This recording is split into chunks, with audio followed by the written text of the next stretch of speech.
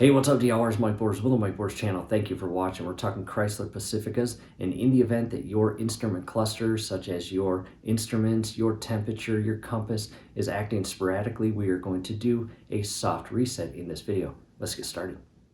All right, DIYers, outside and in front of us is our 2018 Chrysler Pacifica. Let's hop inside the vehicle and perform the Uconnect reset procedure. Inside the vehicle now, and we are going to perform what is called a soft reset. We are not going to do a hard factory reset. We are going to, again, perform a soft reset. We are going to start the engine.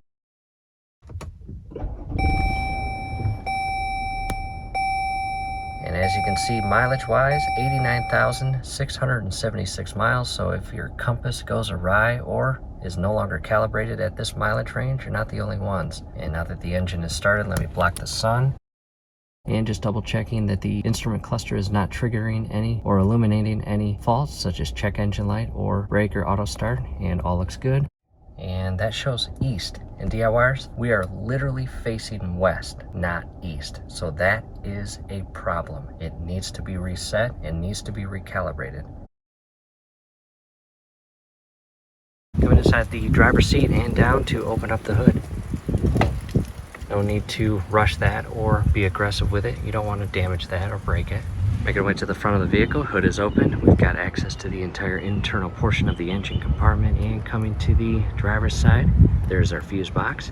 We are going to compress each side, pull up, and on the inner side is the entire diagram. I want to reference the hardware screws or bolt heads right there. And that is right there. So basically feed off of that, and we are going to come all the way to the number 20, and that is F76. So that is going to be right there.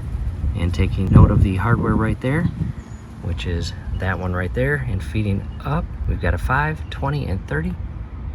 And again, feeding up, we've got F75, F76, and C82. However, again, F76, Uconnect / center display / telematics.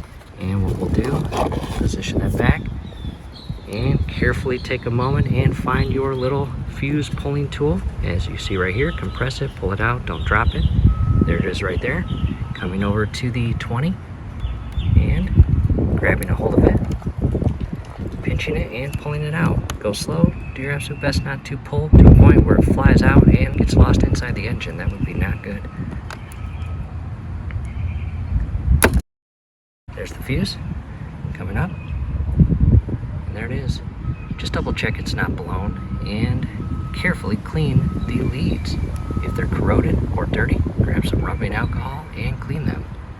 From here, check the overall condition of the internal leads where the fuse came out of, and if all looks good, I will carefully reinsert the fuse and put the tool back into its little slot until it clicks and locks in place, and going back to the 20 amp fuse and pushing all the way flush and double check everything. And from here, I will carefully resecure the cover as shown here.